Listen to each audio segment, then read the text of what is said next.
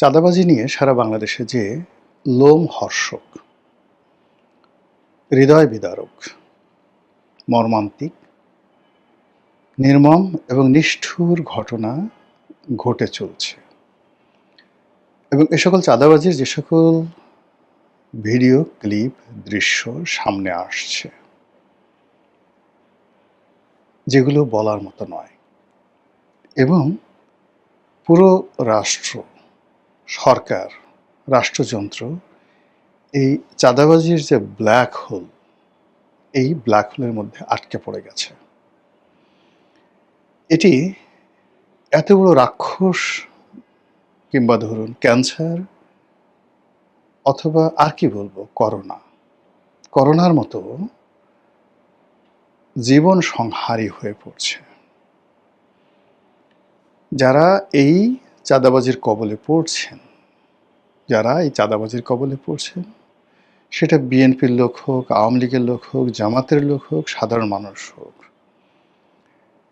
পুরো পরিবারের মধ্যে যে প্যানিক ছড়িয়ে পড়ছে, পুরো সমাজে যে প্যানিক ছড়িয়ে পড়েছে, আর সেই প্যানিকের সাথে যখন আমরা সংসদের ঠাট্টা মশকরা, কথাবার্তা বা সরকার যে মহাপরিকল্পনাগুলো শুনি, মনে হচ্ছে যে আমাকে একটা তলোয়ারের উপরে শুয়ে বা আমার পশ্চাৎ দেশ দিয়ে একটা তলোয়ার ঢুকিয়ে দেওয়া হয়েছে।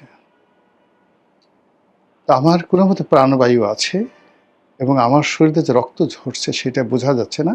আমাকে সুন্দর একটা পোশাক পরিয়ে দেওয়া হলো, তারপর আমাকে ফুলের মালা দিয়ে বরণ করে নেওয়া হলো, সংবর্ধনা দেওয়া হলো, কিন্তু আমার পাছার মধ্যে রক্তাক্ত তলোয়ার। এরকম যখন একটা মানুষ, তারপরে বলা হলো তুমি হাসো, হাসতে বাধ্য করা হলো।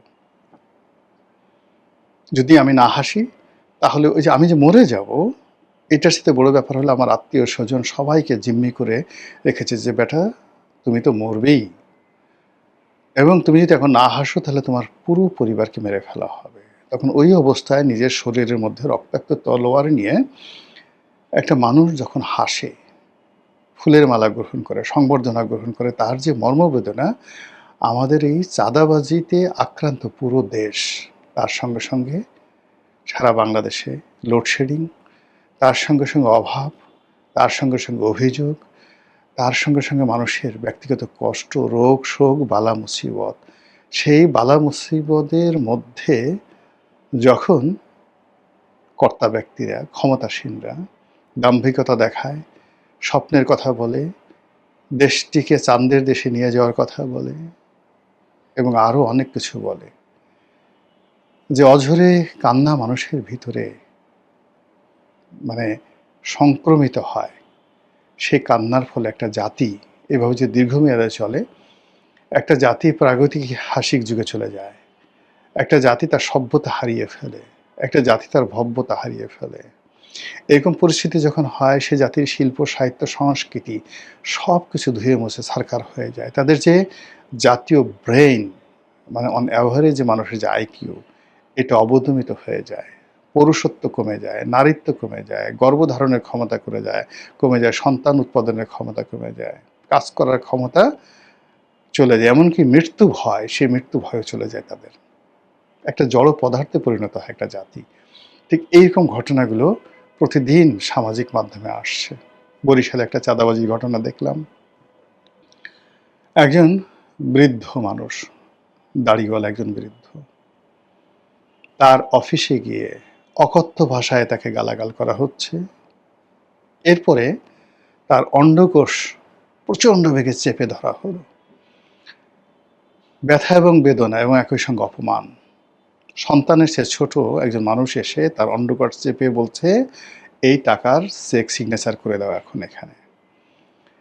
ওই অবস্থায় সেই লোক কিংকর্তব্য বিমূঢ় হয়ে সে চেক নিয়ে বলছে, কত টাকা লিখে দেব, কত যা চাও তাই লিখে দেবো, তুমি আমাকে মেরো না।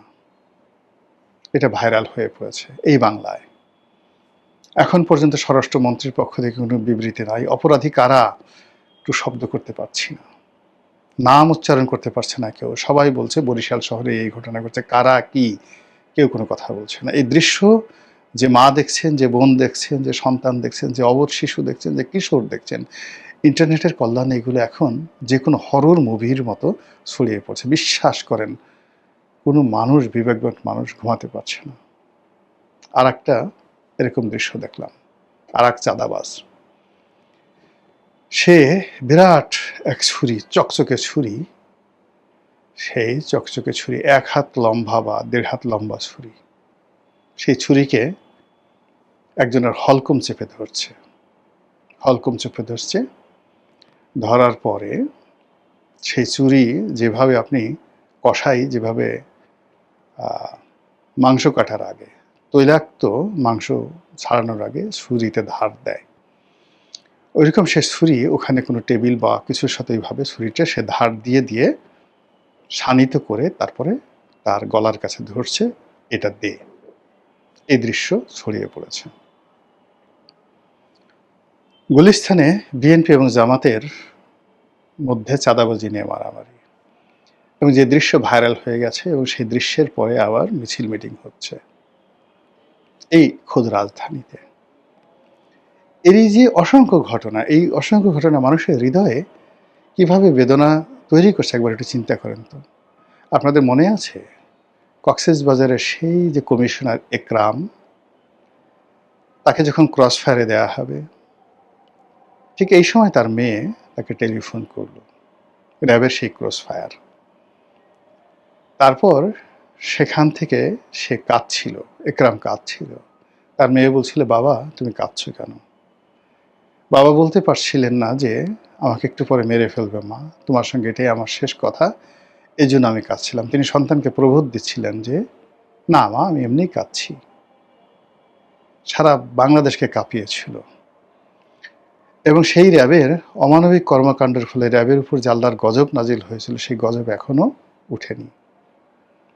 এই র্যাব 7 জনকে মার্ডার করেছে নিজেদের স্বার্থে, কোনো রাষ্ট্রীয় হুকুম ছিল না, শুধুমাত্র টাকার জন্য। সেই মেরে নাড়ি ভুড়ি বের করে তারপর সেই লাশ শীতলক্ষাতে নিক্ষেপ করেছিল। এবং সেই দৃশ্য দেখার পরে একজন অ্যাডভোকেট দেখেছিল তাকে যেভাবে নির্মমভাবে তারা হত্যা করেছিল। এই র্যাব সারা বাংলাদেশের মানুষকে কাঁপিয়েছিল, সারা বাংলাদেশের মানুষকে ভয় পাইয়ে দিয়েছিল, সারা বাংলাদেশের মানুষকে কাঁদিয়েছিল, এবং মানুষের সে কান্না আল্লাহর আরশে আজিম পর্যন্ত পৌঁছে গিয়েছিল। যারা এই কুকর্ম করেছে তারা, তাদের পরিবার কিভাবে অভিশপ্ত এই সমাজে। একটু দেখেন তো সেই র্যাবের সেই লোকগুলো কোথায়, কি অবস্থা আছে, তাদের আত্মীয় স্বজনের ছেলে সন্তানরা কি অবস্থায় আছে। এই হলো পাপ। এবং যে সরকার আমলে, শেখ হাসিনার আমলে, আওয়ামী লীগের আমলে, যে স্বরাষ্ট্রমন্ত্রীর আমলে এই ধরনের দুর্বৃত্তপনা ঘটেছে, দেখেন তো তাদের জীবন। এই দুনিয়াতে যদি জাহান্নাম বলে কিছু থাকে, এই দুনিয়াতে যদি বিচার বলে কিছু থাকে, এই দুনিয়াতে যদি আল্লাহর আইন বলে কিছু থাকে, আপনি গিয়ে দেখেন সেই সমস্ত মানুষ কিভাবে পশুর মতো জীবনযাপন করছে। কাজেই মানুষের অভিশাপ নিয়ে কখনো কেউ বাঁচতে পারে না। মানুষকে ভয় দেখিয়ে, এই মানুষকে আল্লাহ রাব্বুল আলামিন বলছে তোমরা কাউকে ভয় পাবে না, শুধু আমাকে ছাড়া। তো যখন কোনো একটা মানুষ এই আল্লাহকে ভয় পাবে, আল্লাহর ভয়টাকে ভুলিয়ে কারো হৃদয়ের মধ্যে মানুষের ভয় তৈরি করে দেয়, সঙ্গে সঙ্গে সে আল্লাহর যে কর্তৃত্ব, সেই কর্তৃত্বকে চ্যালেঞ্জ জানায়। হোক সে চাঁদাবাজ, হোক সে দুর্নীতিবাজ, হোক সে মন্ত্রী, হোক সে প্রধানমন্ত্রী, হোক সে রাষ্ট্রপতি, হোক সে ফ্যাসিস্ট, কিংবা কোনো মবকারী, মব সন্ত্রাসী।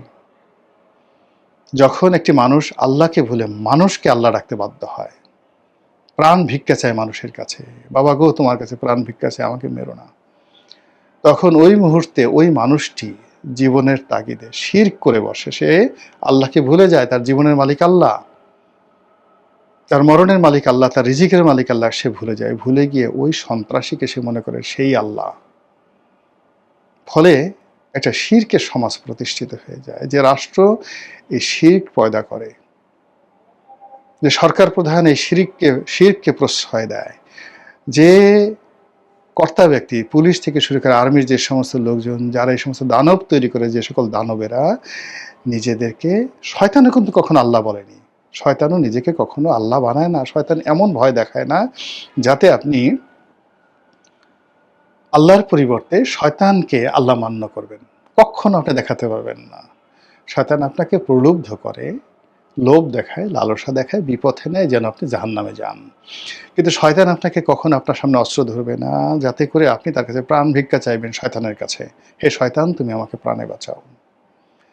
হে শয়তান, তুমি আমার আব্বা, আমাকে মেরো না। এই কথা কখনো শয়তান করে না। কিন্তু আমরা মানুষ যখন অস্ত্র হাতে তুলে নিয়ে আল্লাহকে ভুলিয়ে দেই, আল্লাহর হিকমাকে ভুলিয়ে দেই, প্রকৃতির আইনকে ভুলিয়ে দেই এবং এই জমিনে সরাসরি আল্লাহকে চ্যালেঞ্জ জানাই, তখন সেই মানুষদের সঙ্গে আল্লাহর যুদ্ধ শুরু হয়ে যায়। সেই মানুষদের সঙ্গে জিব্রাইলের যুদ্ধ শুরু হয়ে যায়। সেই মানুষদের সঙ্গে আজরাইলের যুদ্ধ শুরু হয়ে যায়। সেই মানুষের সঙ্গে গাউস, কুতুব, অলি, আল্লাহ, পীর, মাশায়েখ, আশেকান, জাকেরান, সিদ্দিকগণ, নবী এবং শহীদান সকলে যুদ্ধ ঘোষণা করে। সে মানুষকে যারা প্রশ্রয় দেয়, সেই মানুষদেরকে যারা ওন করে, মানে এই ধরনের খারাপ মানুষদেরকে, তাদের উপর থেকে আল্লাহ রাব্বুল আলামিন তার বরকত উঠিয়ে নিয়ে যান, তার রহমত উঠিয়ে নিয়ে যান, তার হিকমা উঠিয়ে নিয়ে যান, তার হেদায়েত উঠিয়ে নিয়ে যান। আমাদের এই সমাজে যেভাবে চাঁদাবাজি, যেভাবে সন্ত্রাসী কর্মকাণ্ড, যেভাবে সন্ত্রাস মানে পাগলা ঘোড়ার মতো চলছে, প্রত্যেকটা মানুষকে তছনছ করে দিচ্ছে, এ এক অভিশাপ, এ এক প্রাকৃতিক অভিশাপ। যে অভিশাপ আমরা সবাই, যাকে বলে পঙ্গপালের মতো মরতে যাচ্ছি। এ দৃশ্য দেখা যায় না। কার কাছে বিচার চাইব? কাকে বলবো এগুলো ঠেকানোর জন্য? যারা এগুলো ঠেকাবেন তারা গান গাচ্ছেন, যারা এগুলো নিয়ন্ত্রণ করবেন তারা পান খাচ্ছেন, যারা মানুষকে প্রবোধ দিবেন, আল্লাহ রাব্বুল আলামিন যাদেরকে খলিফা নিয়োগ করেছেন, মানুষের মানে জানমালের নিরাপত্তা দেওয়ার জন্য আল্লাহ যাদেরকে মনোনীত করেছেন,